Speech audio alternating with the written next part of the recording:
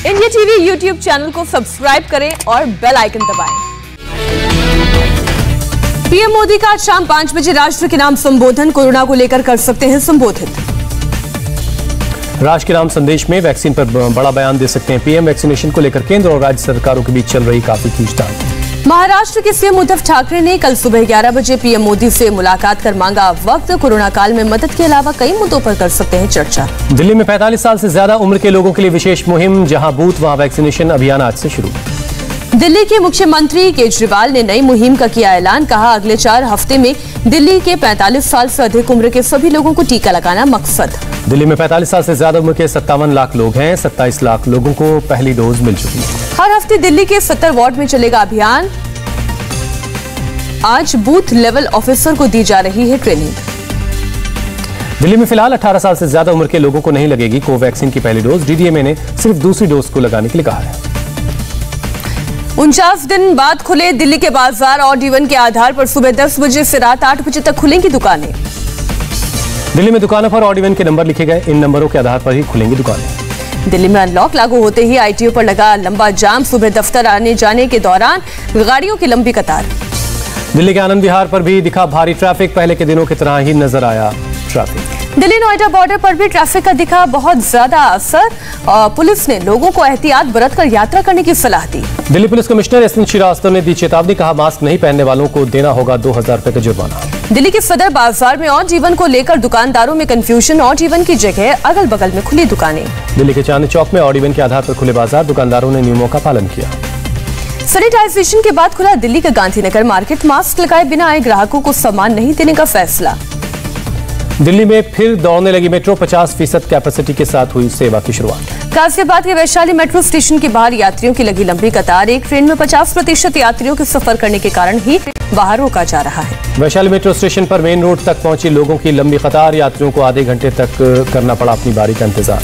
Delhi metro में किसी यात्री को खड़े होकर सफर करने की इजाजत नहीं। 50% सीट पर ही बैठे नजर आए यात्री। दिल्ली में बाजार के साथ मॉल भी खुले। प्रोटोकॉल के पालन के बाद ही लोगों को मिल रही है एंट्री। दिल्ली के कॉमनवेल्थ खेल गांव में ड्राइव थ्रू वैक्सीनेशन की शुरुआत। दिल्ली के डिप्टी सीएम सिसोदिया ने लोगों से सुविधा का फायदा उठाने को कहा।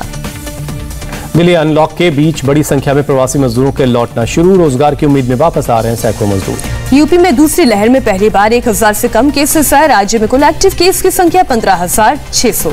यूपी के किसी जिले में 100 से ज्यादा केस नहीं। 45 जिलों में एक अंक में मिले मरीज। 2 जिलों में नहीं आया कोई भी केस। नोएडा में आज से खुले मार्केट। शाम 7 बजे तक खुलेंगे बाजार। नोएडा में रेस्तरां भी खुले।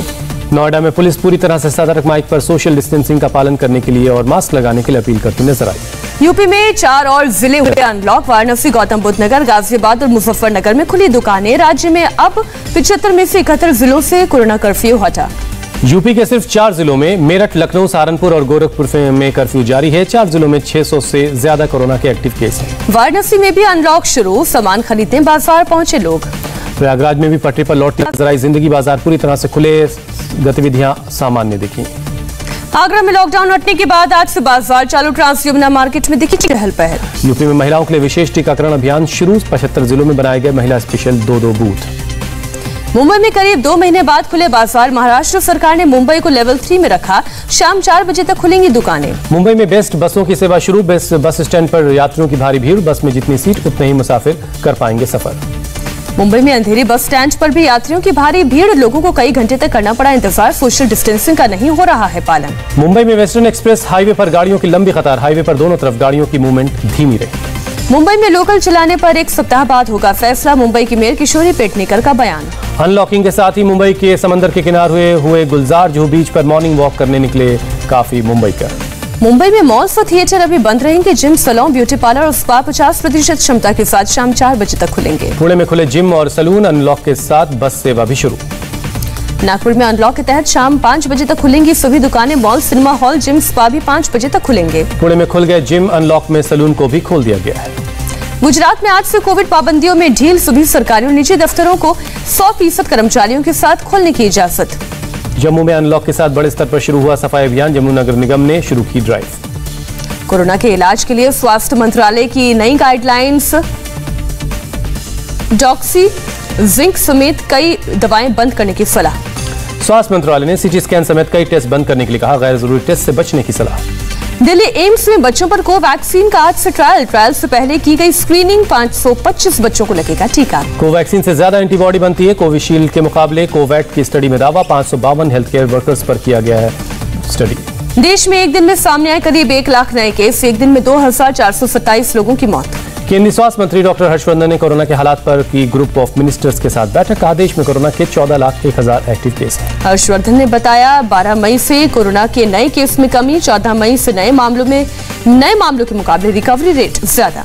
हरियाणा कैबिनेट माल्टा की कंपनी के 6 करोड़ स्पुतनिक वी वैक्सीन देने के ऑफर पर करेगी विचार। हरियाणा के मंत्री अनिल विज का बयान। महाराष्ट्र में कोरोना से मौत का आंकड़ा 1 लाख पार, पिछले 24 घंटे में 233 लोगों ने तोड़ा दम।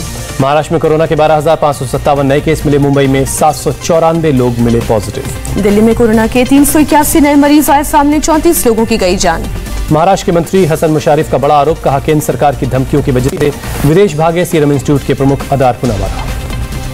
गुजरात में नकली रेमडेसिविर इंजेक्शन की कालाबाजारी करने वाले गिरोह का पर्दाफाश। सूरत के फार्म हाउस में छिपा पुलिस का छापा, 6 लोग गिरफ्तार। कोयम्बटूर में डीएमके कार्यकर्ता ने नगर निगम अधिकारी को मारा थप्पड़। निगम अधिकारी ने डीएमके के 20 कार्यकर्ताओं से मास्क पहनने के लिए कहा था। यूपी के गाजीपुर में फूट कर रोए जमानिया के प्राथमिक स्वास्थ्य केंद्र प्रभारी। वैक्सीन लगाने से मना करने पर 2 दबंगों ने बदसलूकी की। वैक्सीन की बर्बादी रोकने के लिए हेल्थ वर्कर्स ने सिर्फ 2 लोगों के लिए वैक्सीन का वायल खोलने से मना किया था। दबंगों ने गाली गलौज की और हेल्थ वर्कर्स के ड्राइवर को पीटा। जम्मू कश्मीर के सांबा में हेल्थ वर्कर्स की शानदार पहल, मीलों चलकर ग्रामीणों को वैक्सीन लगाने पहुंचे। देहरादून में पिछले 24 घंटे में ब्लैक फंगस के 20 नए केस मिले, 3 की मौत।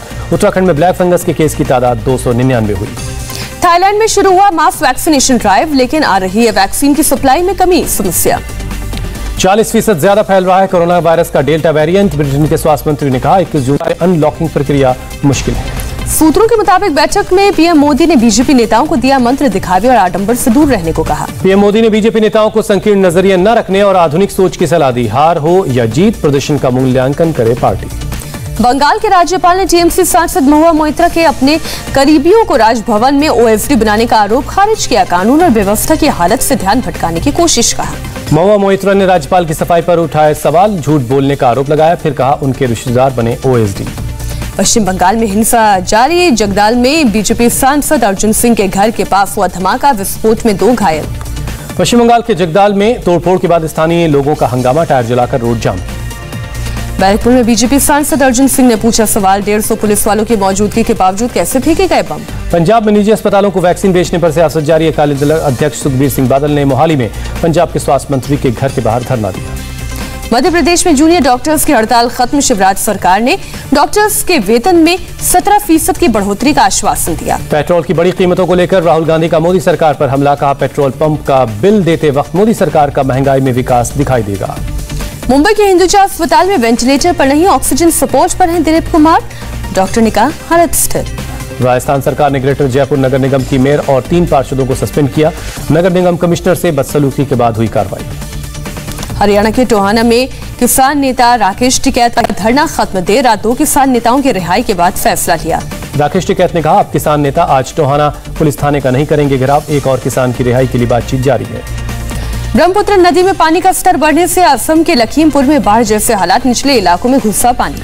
दिल्ली में नकली पुलिस का भंडाफोड़, दिल्ली पुलिस की फर्जी आईडी कार्ड के साथ सिविल डिफेंस वॉलंटियर गिरफ्तार। चेन्नई में कथित महिला वकील ने की पुलिस वालों के साथ बदतमीजी, बिना ई पास के घर कार चला रही बेटी को रोकने पर दी यूनिफॉर्म उतरवा देने की धमकी। अलीगढ़ के नूरपुर में दलित बेटी की शादी में आ रहे बारातियों की पिटाई के मामले में हुई कार्रवाई, अभी तक 5 लोग गिरफ्तार हुए।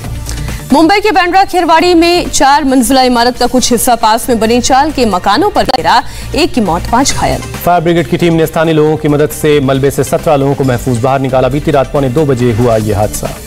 यूपी के बांद्रा जेल से भागा कैदी, सर्च ऑपरेशन जारी। यूपी पुलिस ने पेश की मिसाल, ग्रेटर नोएडा एक्सप्रेस वे पर कार का टायर फटने पर कार सवार को तुरंत मदद पहुंचाई। पाकिस्तान के सिंध में 2 ट्रेनों की टक्कर, 36 लोगों की मौत, 50 से ज्यादा घायल। हादसे में ट्रेन की बोगियों में अभी भी कई यात्रियों के फंसे होने की खबर। रेल अधिकारियों के मुताबिक 6 से 8 डिब्बे पूरी तरह से क्षतिग्रस्त हुए। फ्लोरिडा की ग्रेजुएशन पार्टी में हुई शूटिंग में 3 की मौत, 6 घायल। मारे गए लोगों में स्टेट करेक्शन ऑफिसर भी शामिल। ब्राजील के शहर मैनुअस में गैंगवॉर, एक गैंगस्टर की हत्या के बाद 14 बसों और पुलिस की 2 कार में आग लगाई।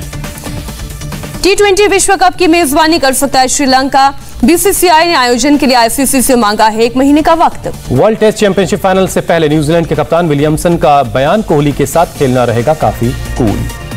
इंग्लैंड के तेज गेंदबाज ऑली रॉबिन्सन इंटरनेशनल क्रिकेट से सस्पेंड। 2012 में किए गए ट्वीट को लेकर ईसीबी ने लिया एक्शन। फ्रेंच ओपन में बड़ा उलटफेर, 21 साल की खिलाड़ी एलेना ने सेरेना विलियम्स को हराया, क्वार्टर फाइनल में बनाई जगह। टोक्यो ओलंपिक से पहले जैवलिन थ्रोवर नीरज चोपड़ा पहुंचे पुर्तगाल। 10 जून को लिस्बन में एक मुकाबले में करेंगे शिरकत।